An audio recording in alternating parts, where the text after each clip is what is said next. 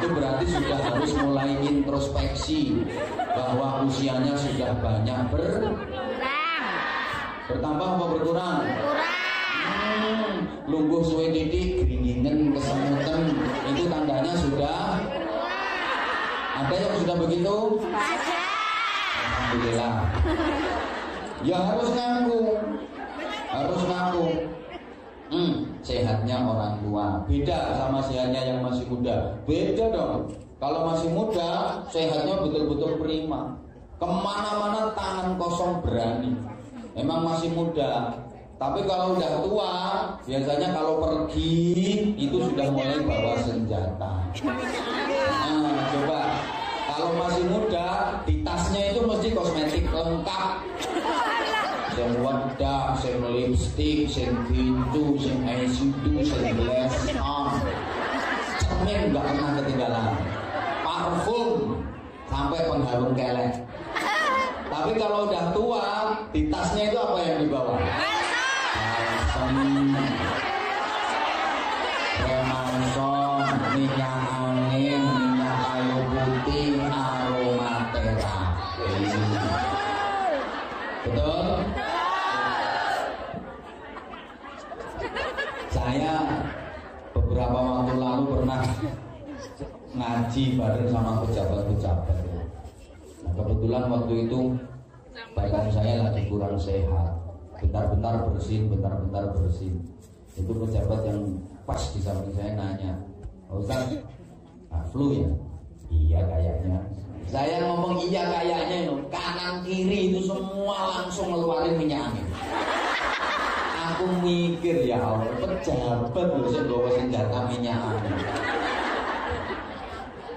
Nah kalau perempuan udah agak tua, mau tidur itu nggak bisa terpejam matanya sebelum pegang dua senjata. Biasanya gitu. Iya, tangan kanan itu pegang botol diisi air panas untuk mengikat tubuh, tangan kiri pegang minyak kayu putih untuk tolak bujur. Tolak angin yang tangan kanan tadi, botol Orson dikasih air hangat untuk menyekat tubuh itu tolak angin. Sedangkan minyak kayu putih dipegang di tangan kiri untuk tolak bujur. Perempuan kan suka nakalan kayak gitu. Kalau lagi capek, lagi males, melihat suaminya kok semangat berapi-api, sebelum suami masuk kamar, blonyoan. Ternyata suaminya gablek, sudah blonyoan minyak kayu putih kok mangga ngeyel aja. Tambah remason. Remason belum mempan, labur pagoda. Masih belum mempan, parut ke berambang. Sebenarnya parutan berambang senjata pamungkas. Jangan balik cengkelang, putuslah harapan. Saya ngomong pengalaman. Ya enggak lah, istriku banget. Karena bujuku anytime already stay. Allahumma sholli ala Muhammad. Allahumma sholli ala Muhammad. Maka kita dianjurkan untuk selalu menjaga kesehatan. Jaga kesehatan itu hukumnya wajib. Sekuat apapun iman seseorang, kalau nggak sehat ibadahnya nggak bisa sempurna. Betul? Imannya kuat, duitnya banyak, tapi nggak sehat, nggak bisa pergi haji, nggak bisa umrah, puasa juga nggak kuat, sholat tahajud juga nggak mampu, nggak sehat. Meskipun dia bisa fasih dan tartil dalam membaca Al-Quran, ketika nggak sehat, ya nggak bisa terus-menerus, nggak bisa istiqomah baca Qurannya. Ini aja kalau nggak dikasih kesehatan nggak bisa datang kemari, betul? Maka mudah-mudahan semuanya senantiasa diberikan sehat buat kita.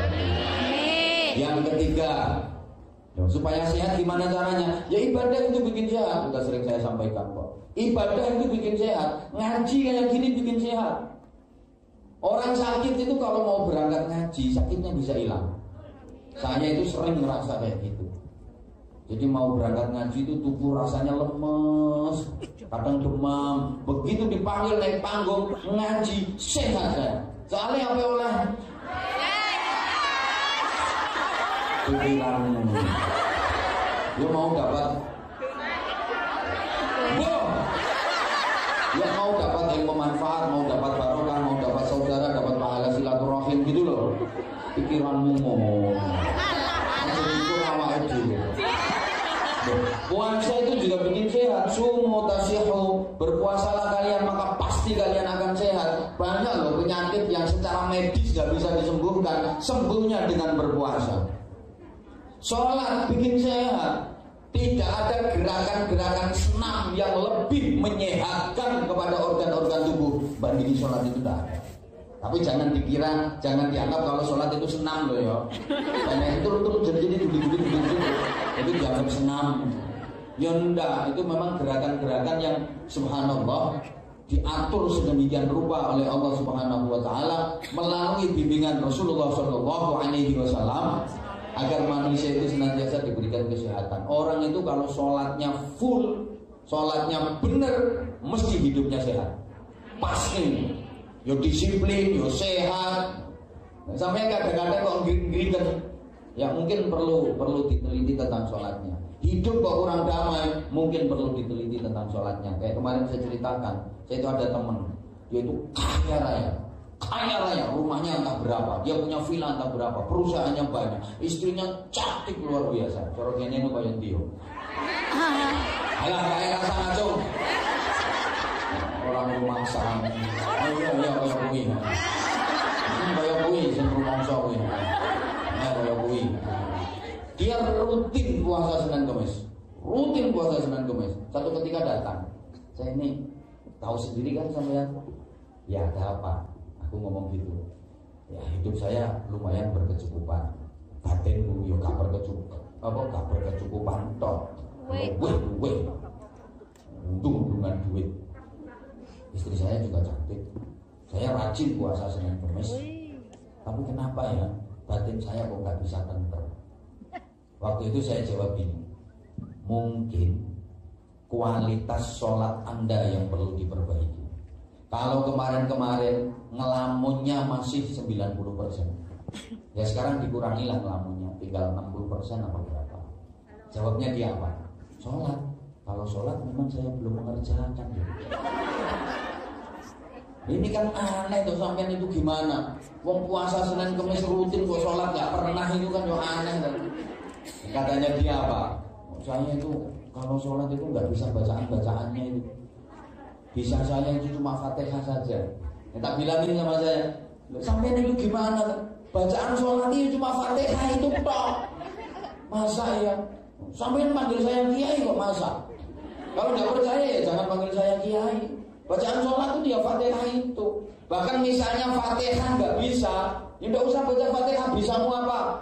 Bisamu misalnya Allahu Akbar, karena sering. Bisamu cuma Allahu Akbar, sholat itu cuma Allahu Akbar, Allahu Akbar, Allahu Akbar. Allahu Akbar, Allahu Akbar, Allahu Akbar, Allahu Akbar, Allahu Akbar. Sanggup kalau memang belum bisa, sambil belajar. Tanyakan kiai seluruh Indonesia, yang kiai beneran loh ya, jangan kiai-kiaian. Kalau memang nggak bisa baca itu aja sanggup. Terus dia ngomong, lah saya melihat orang sholat itu waktu rukuk, waktu sujud dia kok umi-umi. Dia kok umi-umi. Akhirnya tak bilangin, itu emang ada yang diumi-umikan. Lah kamu kalau mau umi-umi juga bisa, silakan. Terus yang saya umi-umikan apa? Lah ada apa enggak? Kalau enggak ada ya enggak usah umi-umi. Dia yang umi-umi itu memang ada yang diumi-umikan. Kalau kamu ada yang diumi-umikan ya silakan berumi-umi. Kalau emang enggak ada ya enggak usah umi-umi. Pokoknya semua ibadah itu menyehatkan. Semua ibadah kalau dikerjakan secara benar itu menyehatkan. Ngaji aja kayak gini sehat kok. Bahkan mampu itu loh sehat. Dalam pengajian kayak gini. Wes. Ini jangan dianggap remeh ya. Cuma kalau mampu itu jangan bilang. Ingat kan ceritanya Hatim Al-Hasyam. Ini namanya judulnya Sehari Bersama Anwar. Sekarang pun yang ngomong. Masih ingat kan? Kisahnya Hatim Al-Hasyam, seorang pemuda biasa, santri biasa, diangkat jadi waliullah, jadi kekasihnya Allah. Karena apa? Menutup aib orang lain. Ini si Hatim ini kan jualan di pasar, ngedep toko. Ngedep toko itu bukan berarti dia di depan toko terus ngedep ini. jualan bahasa Jepangnya dodolan. Siap. Ini kalau saya ngomong dodolan yang nggak paham nanti berarti dodoli. Angel langsung ngomong-ngomongnya. Hatem, udahlah dengar sayang dengar. Hatem Al-Asom ini santri biasa, dia jualan di toko. Ya mesti masuk jualan di gerdu. Di pasar. Nunggu toko. Lah koyo piye nunggu toko pikiranmu. Kersane jenengan wis, kersane jenengan. Apa ya pasnya? Kersane jenengan. Ya wis pokoknya jualan lah. Dia punya toko, dia jualan di situ, di pasar. Nah, satu ketika ada cewek mau belanja. Halo. Kebetulan tokonya lagi sepi. Begitu sampai di toko, ini si cewek entut. Ya, kentutnya kenceng lagi. Ya mungkin karena dia malu kan, mau kentut, kudu ngentut, akhirnya diempet ditahan. Lah kentut itu kalau ditahan kan semakin kenceng. Semakin berusaha ditahan, ternyata dia tetap keluar. Yang aslinya metot ngono. Nah, karena ditahan kan bayangkan seorang cewek kentut di depan cowok, ini kan musibah. Puncet langsung. Ya kayak sampean misalnya lagi ngobrol sama saya terus musibah besar, lebih besar daripada tsunami. Sama ini cewek langsung puncet. Hatem tahu kalau ini cewek malu. Apa yang dia lakukan? Subhanallah, dia pura-pura nggak dengar. Padahal ini kentut bukan cuma bunyi, baunya juga fitih di dunia wal akhirah. Ini Hatem, rumah mana saya? Berusaha untuk menutupi aibnya ini si cewek. Ditanya, Mbak mau belanja apa? Dia ngomong, gula. Apa Mbak? Sandal. Gula. Apa? Minyak. Gula. Apa Mbak? Brambang. Mbak, kalau ngomong yang kenceng, yang keras. Saya itu kalau diajak ngomong kok nggak keras kuping saya suka nggak denger. Sama nek ngomong sing banter Mbak, aku lek diomongi alun kupingku gak krungu. Akhirnya sih ini berarti nggak denger saya ngomong. Orang saya ngomong kayak gini dia nggak denger. Alhamdulillah. Padahal hati ini bukan cuma nggak denger, meh semaput.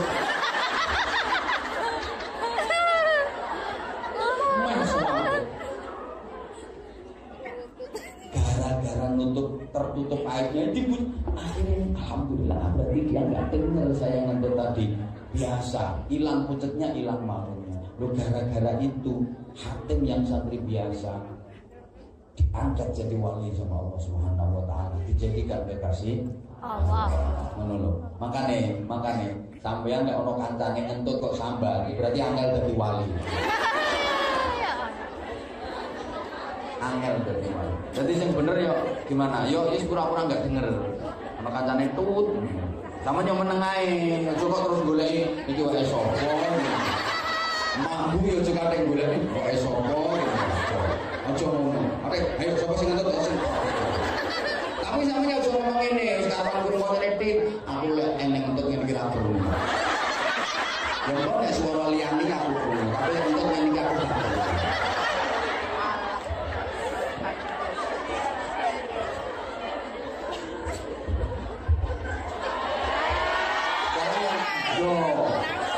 Yang ketiga,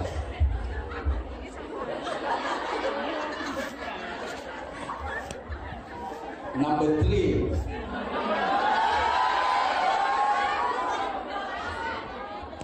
yang nomor 3, hidup itu harus nikmat. Maka kita dikasih makan, diberi kesempatan untuk minum, sampai di pengajian pun ada yang makan. Mesti tiap hari, mesti. Nyembuh kok ngomong. Apa tuh kalau mau gak sarapan? Oh gitu.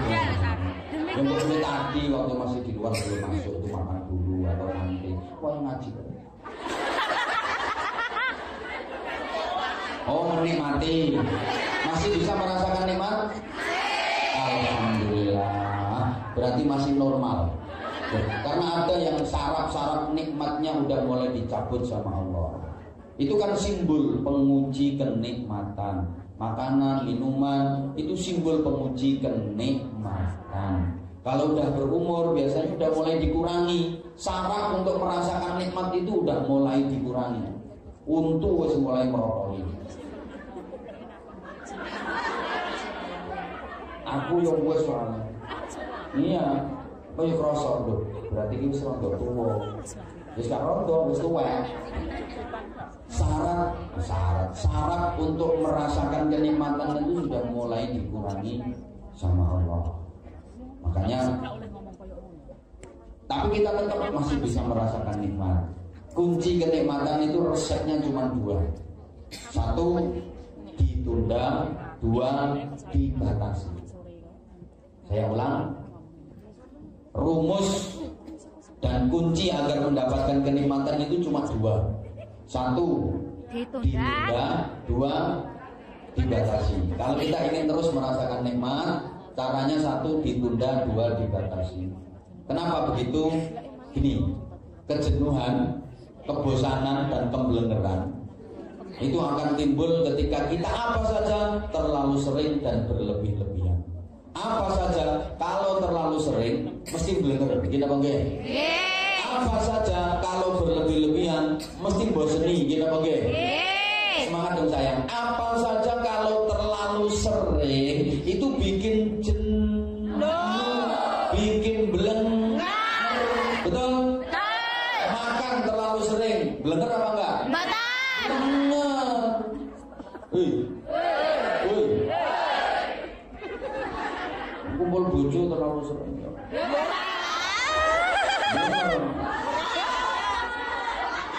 Ampane sing bojo. Ini sampean LDR. Di sini LDR semua long distance relationship. Bisa ngomong bayang-bayang nih. Makanya begitu ketok aku terus. Alhamdulillah di awal tahun ini harapan Anda semua tercapai, bisa bersanding. Apa? Di awal tahun langsung bersanding dengan Allah. Allahumma sholli ala Muhammad. Allahumma sholli alaihi. Saya ulang, apa saja kalau terlalu sering itu pasti bikin bosan. Maka kuncinya agar tidak bosan, ditunda dan dibatasi. Saya yakin kok, misalnya tiap hari ketemu sama Anwar Zahid, tiap hari ngaji kayak gini bareng sama Anwar Zahid, bosen? Bosan. Jangan enggak? Bosan. Udah tiap hari saja udah mulai bosen kok. Tidak. YouTube kan? Dengerin tuh saya dengerin. Dulu saya kan pernah enggak curhat enggak. Boleh aneh.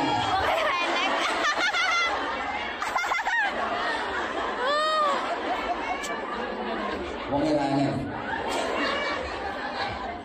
dulu sebelum ada kayak gini, saya kan hampir tiap bulan ngaji di Hongkong. Betul? Hampir tiap bulan Anwar Zahid. Bahkan ketika ada ustadz nggak bisa, ustadz siapa berhalangan, pasti yang ditelepon saya. Ini ada ustadz nggak bisa datang, saya datang. Dulu begitu, akhir-akhir ini enggak.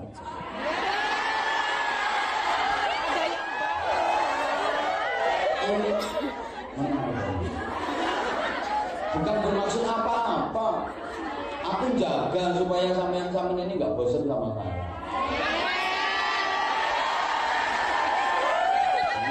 Ini ono sumbaten alasan wong ra payu. Jangan bilang nggak payu. Jadwal saya sampai sekarang pun masih 3 tahun ke depan. 2022. Dibilang nggak payu gimana tuh?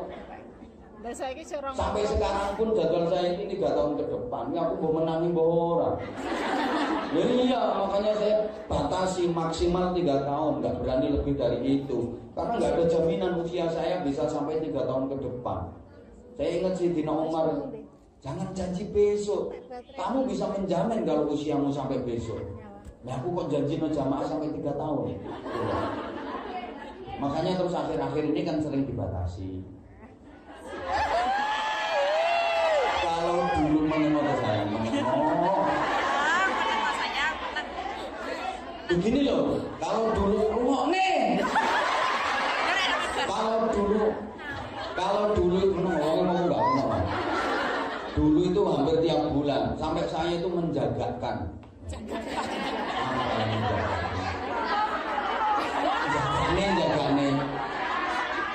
Jagane. Iya. Saya bangun pesantren itu kan sistemnya utang.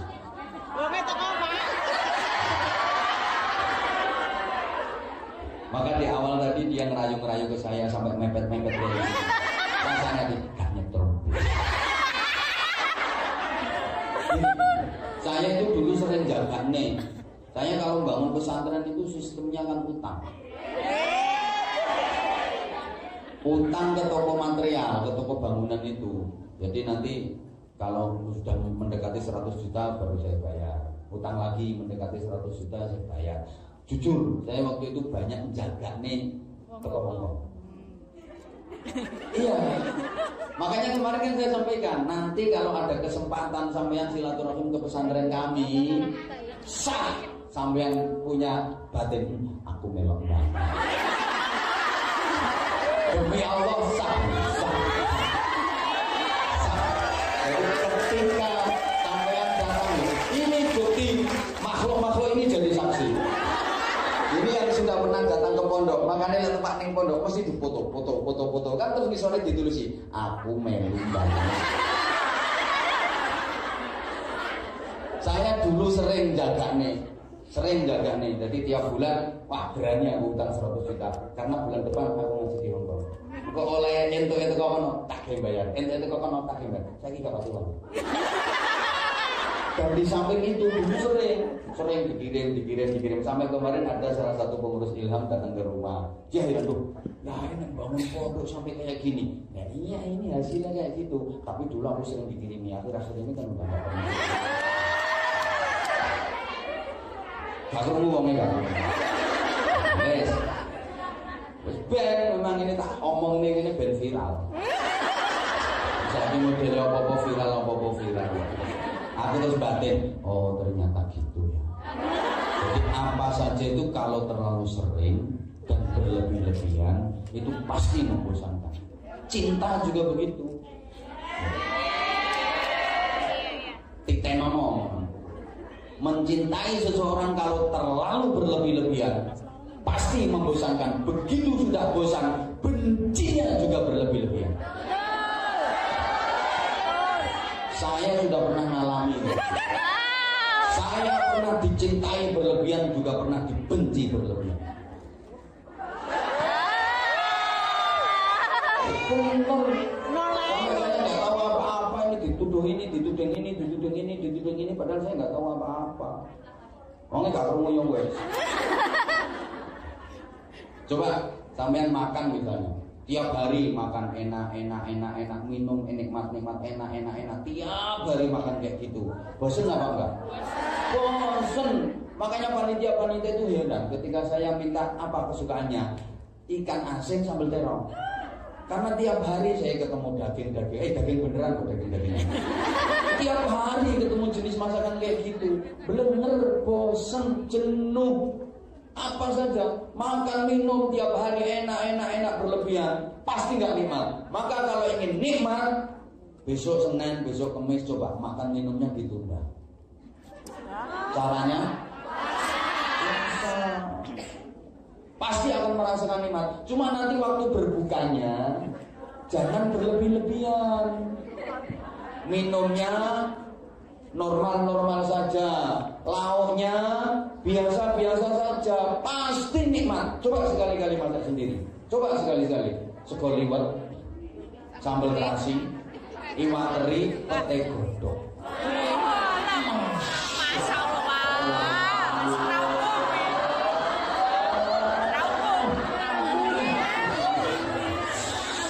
Ono sing ngelok to. Bener itu. Jan nikmat itu nikmat. Turah sambele tambah segone, turah segone tambah sambele. Wis entek itu, piringe dikolek. Yo tangane dikelamu. Wis iso resi lho sik diambu.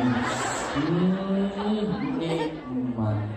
Makanya sekali lagi, kalau ingin nikmat, resepnya, rumusnya, 1 ditunda, 2 Batasi.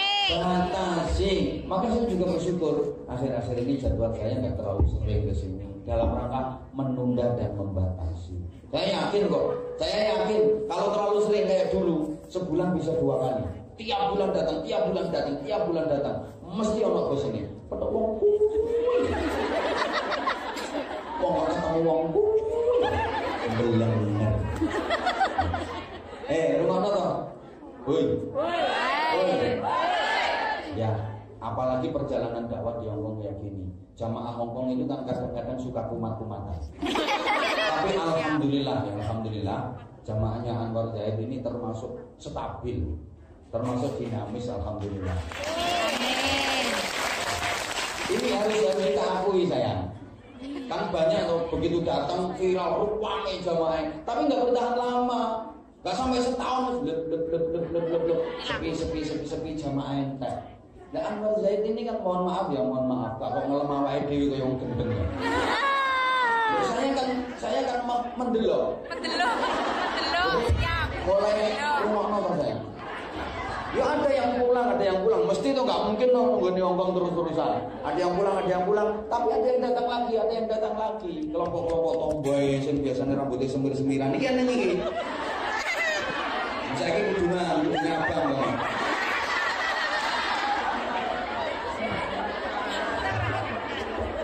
Ya terus ada yang pulang, ada yang datang. Yuk stabil lah, tetap aja. Alhamdulillah masih bisa. Ya mudah-mudahan jenengan ini gak bosen. Amin. Nah, aku gak bosen, mau aku ngosek WC, kupingku tak sumpah. Aku bahkan gak krungu suarane wong kuwi ra iso turu. Ada yang sampai sekarang masih begitu, alhamdulillah. Itu namanya setia. Terima kasih. Pokoknya kita harus berusaha untuk mendapatkan kenikmatan. Udah hampir 1/2 nggak terasa. Iya ya, caranya 1 ditunda, 2 Batasi.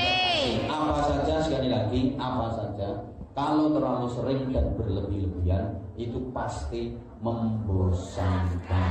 Kalau sudah bosan nggak akan terasa nikmat, Semua itu ada masanya.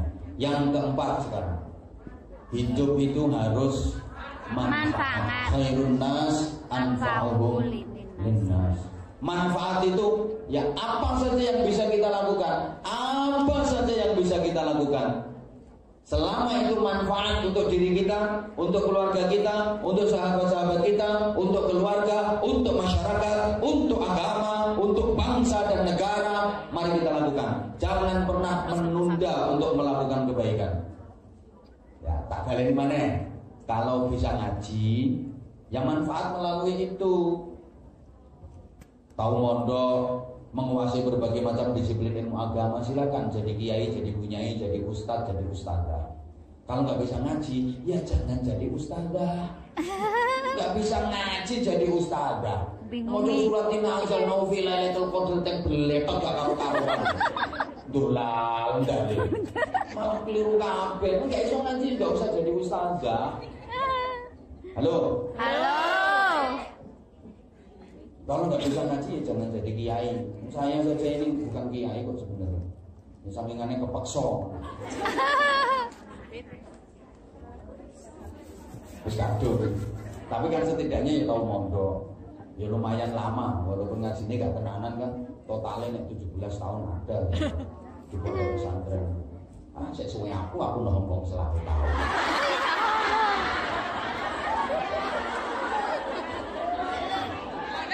Pondok, aku yang mondok. Mondok luar negeri.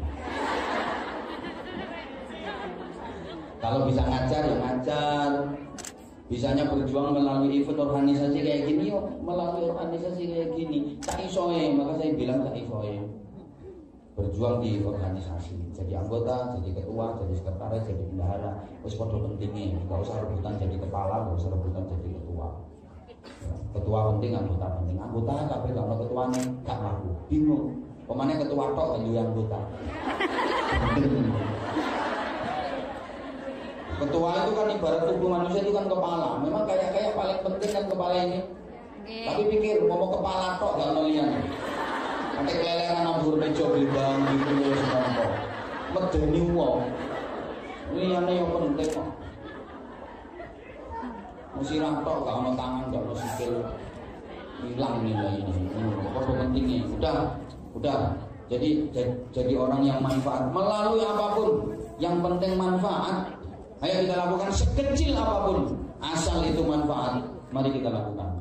Demikian pula sebaliknya, sekecil apapun, kalau itu madarat, usaha kita tinggalkan. Jangan kita lakukan. Untuk jadi manfaat itu nggak harus jadi figur, nggak harus jadi tokoh, nggak harus jadi idola. Kadang-kadang yang jadi idola malah nggak manfaat, malah mengadu domba.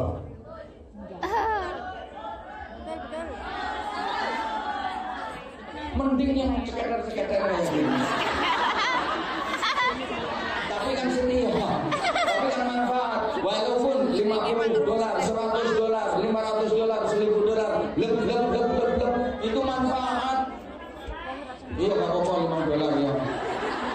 Ngayal itu. Terus tapi $5.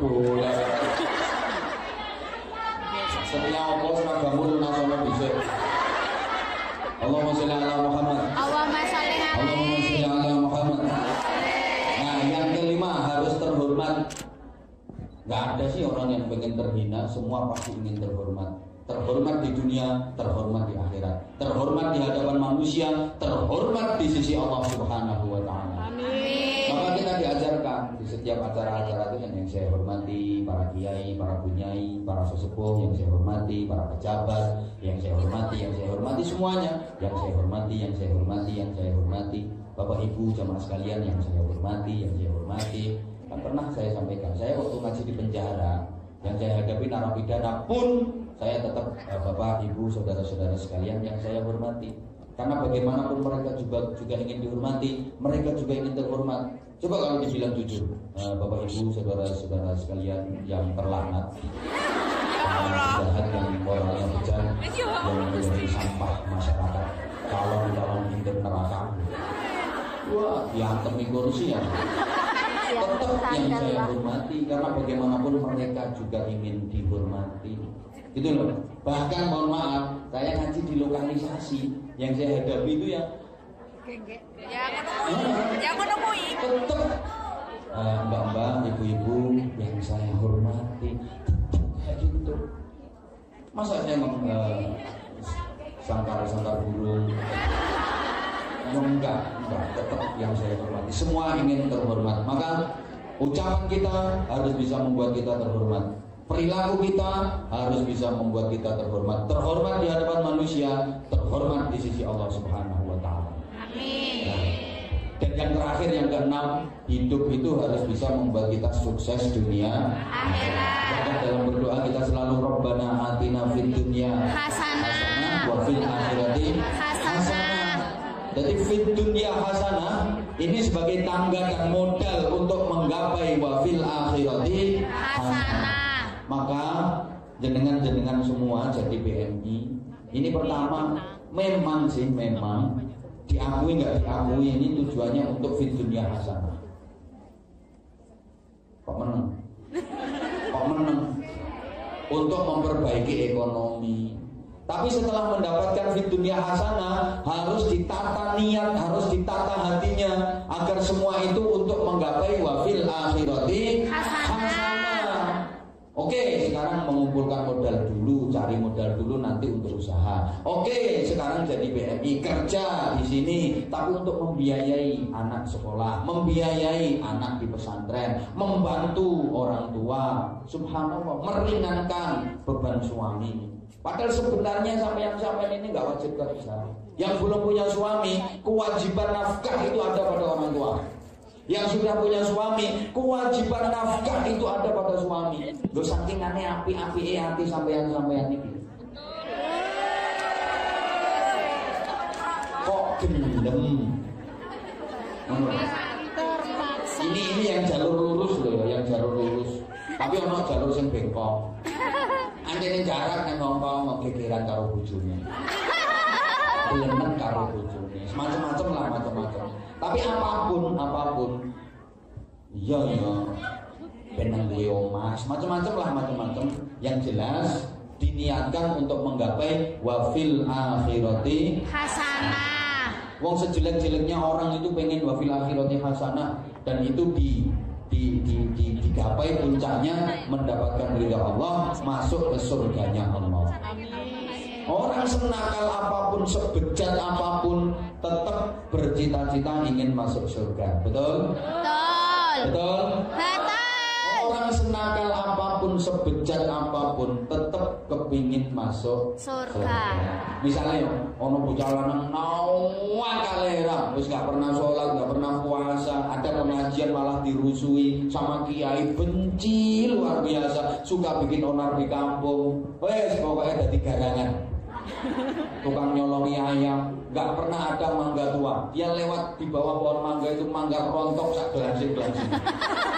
Penggaweannya mendem.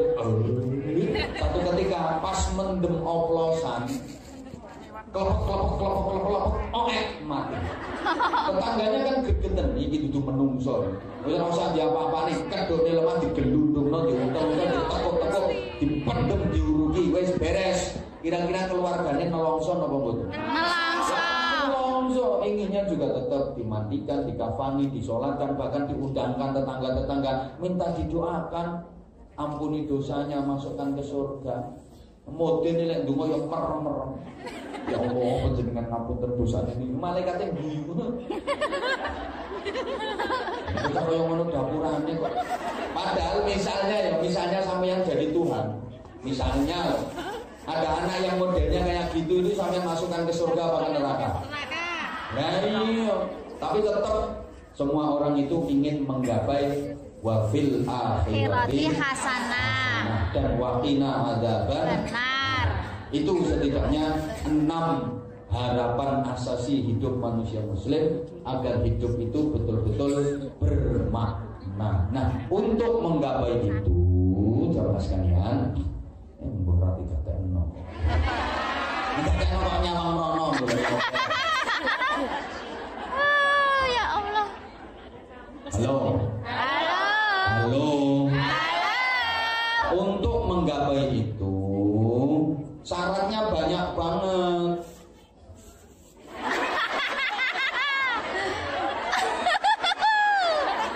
Kan itu kan di kamu. Masih nanya apa itu? Kan itunya di kamu.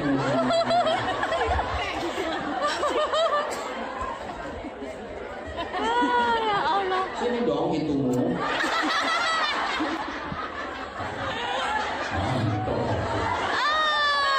Gak sabar. Apa itu? Kan itunya di kamu. Sini dong hitumu.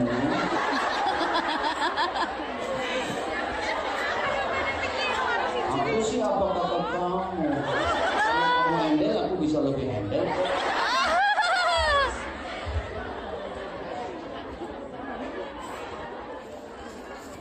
Nah, iya ya. Sehingga gini, untuk menggapai semua itu, terutama di puncaknya nanti kita mendapatkan rahmat dan ridha Allah, dimasukkan ke surga. Amin. Kita harus jadi orang baik. Semakin tahun hidup kita harus semakin baik. Ingat, khairun nas man tala umruhu wa hasuna amaluhu. Sebaik-baik manusia itu adalah orang yang panjang umurnya, bagus amalnya. Wa syarrun nas man tala umruhu wa sa'a amaluhu. Sejelek-jelek manusia itu orang yang panjang umurnya tapi jelek amalnya. Semuanya berdoa mudah-mudahan dikasih panjang umur. Amin. Tapi sesungguhnya panjangnya umur itu nggak begitu penting kalau nggak disertai dengan bagusnya amal. Apa sih usia itu? Apa sih umur itu? Kalau cuma dapat panjangnya saja, sementara nggak bermutu, nggak berkualitas, malah nambah-nambahi dosa. Banyak kok orang yang umurnya nggak panjang, tapi manfaatnya luar biasa. Maka yang penting dalam hidup ini bukan berapa panjang umur kita, berapa lama hidup kita di dunia, enggak, bukan itu yang penting. Tapi manfaat apa yang bisa kita lakukan sepanjang hidup kita. Saya kan pernah menggambarkan umur itu kayak dompet. Dompet itu ono sing ndek, tapi sini mau mentek-mentek ngatos. Gak domo, gak ndek, pendek ndek, tapi sini mentek-mentek ngatos ceblok klotak. Ono dompet itu dawa 3 meter. Ya Allah. Tapi telur nyamplui wong liwat. Wong yo sambat dhe kegawan dhe. Dawa yo dawa tapi aja dompete. Yo liyane ngono dawakno. Wis sampeyan seneng ndi? Dawa telur ngono. Yo kok. Ambek dawa lemes telur seneng ndi? Oh dawa atos. Tak listrik iki.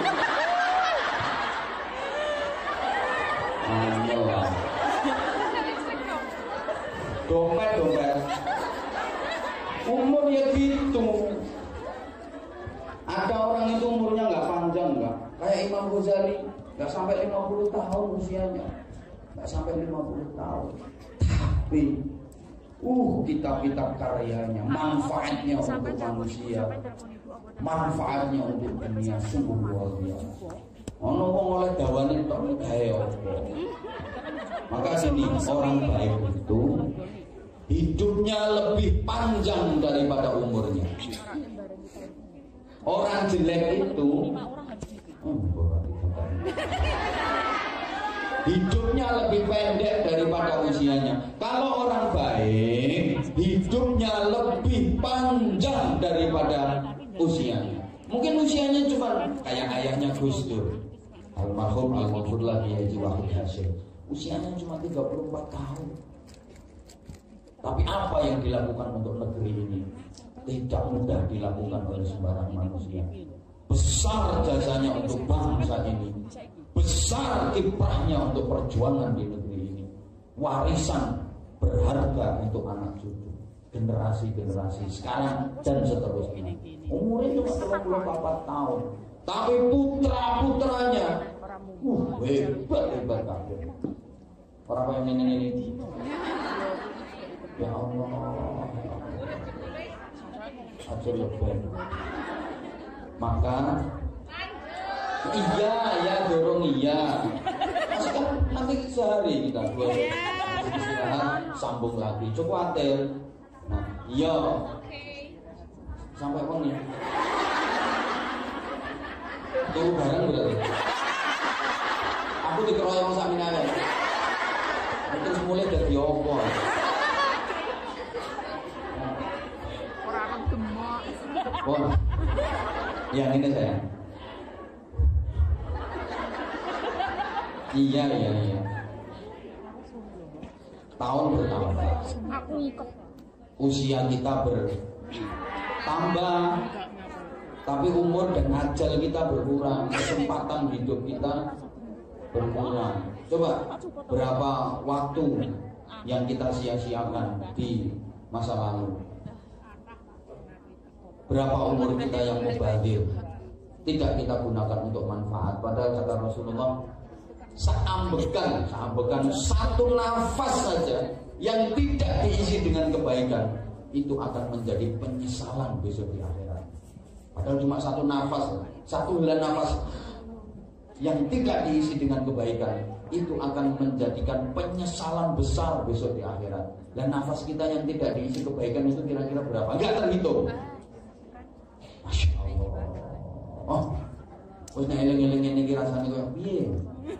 Maka betul sekali kalau Rasulullah berpesan agar menjadi orang baik, kita diperintahkan untuk selalu mengingat tentang kematian. Kata Rasulullah, cek dadi wong apik iku dikongkon eling mati minimal sehari semalam 20 kali. Berapa kali? 20. Ya Allah. Jadi orang itu disuruh ingat mati. Orang kalau ingat mati pasti jadi orang baik. Mesti. Arep nakal itu ngeling mati gak situ. Mau mabuk misalnya arep mendem. Mati gak situ. Gak situ. Mau gendaan eling mati yakin gak situ. Wis to sekarang mentinggi gitu kan. Tinggal iya bahasanya. Tinggal mentingkring saja terus ingat. Enggak nih api pas mentingkring yang mati. Apa mana kelek?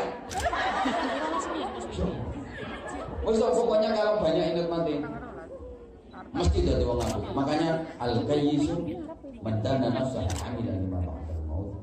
Orang cerdas itu bukan orang yang otaknya brilian. Orang yang sekali ngomong jadi duit ribuan dolar, bukan itu orang cerdas. Tapi orang cerdas itu adalah orang yang selalu muhasabah, introspeksi, bisa ngerayangi jidoke dhewe, metani awake dhewe. Gampang di metani awake dhewe ambek metani wong liya. Metani wong liya gampang, sak kor-kore sak lingso-lingsore jebres kabeh. Tapi lek metani awake dhewe kan angel. Iso men didis. Itu pun sing kena iki gede-gede. Masa iki gak usah. Terus bapak no tumong. Kayak ditok. Wis kau dibotok. Wa amila lima ba'dal maut, melakukan hal-hal sebagai persiapan dan bekal untuk menghadapi kematian. Itu orang cerdas. Jadi apapun yang dilakukan itu sebagai bekal untuk menghadapi kematian. Orang cerdas. Maka disuruh banyak-banyak ingat mati. Sehari semalam minimal 20 kali. Ya Allah, berarti dikon eling mati terus. Nggih. Nah, tolong perhatikan. Ingat mati yang bermanfaat itu apa? Terus ingat kalau dirinya akan mati. Enggak. Kalau cuma ingat dirinya akan mati, belum ada manfaatnya. Karena apa? Semua orang juga ingat mati. Kalau hanya ingat dirinya akan mati, itu belum begitu manfaat. Karena semua orang rata-rata juga ingat mati. Banyak kok orang yang sudah ingat mati tapi masih nakal. Ingat, sadar kalau dirinya akan mati, tapi kelakuannya masih buruk. Saya kalau gambarkan gini, penjual kain kafan itu kan mesti ingat mati. Wong sing didol-dol mayit. Tapi nggak mesti dia jadi baik kok. Kadang-kadang jualan kain kafan tapi nggak sholat. Ada nggak kira-kira? Nah, itu kan dia ingat kalau mau mati. Terus penjual batu nisan, ya ingat mati. Wong sing didol patok kuburan. Tapi kadang dia masih nakal. Maaf tukang gali kubur itu juga ingat mati. Untuk ngeduk kuburan. Tapi saya pernah lihat sendiri, dia gali kubur waktu Ramadan siang-siang, udut, rokok, pegang kubur. Ya Allah, ini kuburan ini sampai. Bahkan ada orang gendaan di kuburan itu ada. Cari tempat sepi katanya. Maka kalau hanya sekedar ingat mau mati saja, belum begitu ada manfaatnya. Yang ada manfaatnya itu mempersiapkan diri menghadapi. Dan bekal terbaik kematian itu ada 3. Idza mata ibnu adam in qata'a amaluhu illa min thalathin shadaqatin jariyatin aw ilmin yuntafa'u bih aw waladin shalihin yad'ulah. Ini hadisnya familiar sekali. Kabeh hafal mesti. Minimal pernah mendengar. Ketika manusia sudah mati, maka terputus semua amalnya kecuali 3. 3 ini yang sering saya sampaikan, saya bilang sebagai amal produktif. Artinya amal produktif, walaupun pelaku amalnya sudah meninggal, tapi dia terus dapat pahala. Kayak dia masih hidup dan melakukan amal. Hebat nggak? Hebat. Orangnya udah meninggal, mungkin jasadnya udah berkalang tanah, awalnya wis bosok bisa. Tapi hakikatnya dia masih hidup. Seakan-akan dia masih hidup dan terus melakukan amal karena dia terus dapat pahala. Apa saja? Pertama, sedekah. Kode. Bener loh, ini saya ngomong bener kok dibilang kode loh. Emang kode, ini kode buat kamu. Kalau dirimu pengen yang $5 sekarang ini kode, betul ini merupakan kode. Sedekah ini sungguh luar biasa, luar biasa. Pembersih amal, iya dong. Rezeki yang Anda dapat itu sifatnya bruto, penghasilan kotor. Halo? Halo? Yang boleh Anda nikmati, yang boleh Anda rasakan, yang boleh Anda pakai itu yang neto. Dari bruto menuju neto harus Anda cleaner. Pembersih. Pembersih kok pembalut. Ya Allah. Embok.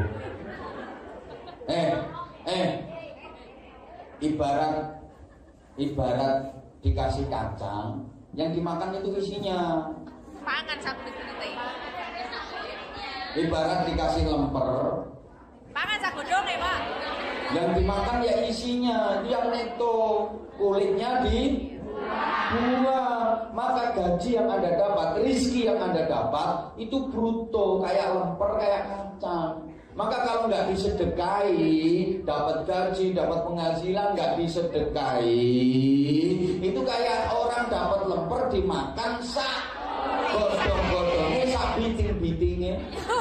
Dikasih kelapa itu dimakan sak batok-batoknya, sak sepet-sepetnya. Dapat ikan itu dimakan sak telek-telek. Itu namanya orang gecelutak, enten geragas.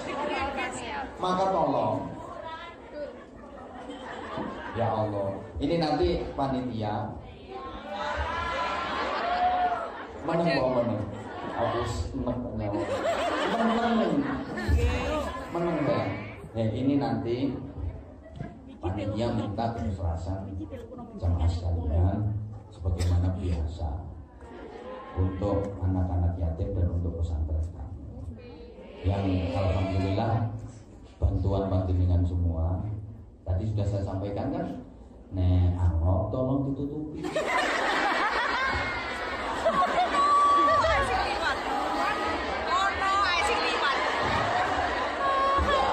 Mesti ya. Aku tahu kalau kamu itu capek. Tapi kan sekarang libur. Gak apa-apa, nggak dengerin nggak apa-apa. Yang penting melek. Tolong kalau angop ditutupi. Umur yang serongat. Angop mangat gak ditutupi. Oh ya, waktu aku bisa.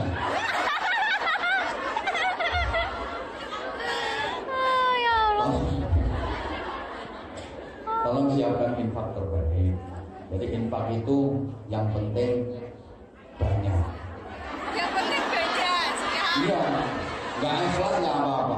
Yang penting banyak. Pokoknya saya prinsipnya nggak ikhlas nggak apa-apa, yang penting banyak.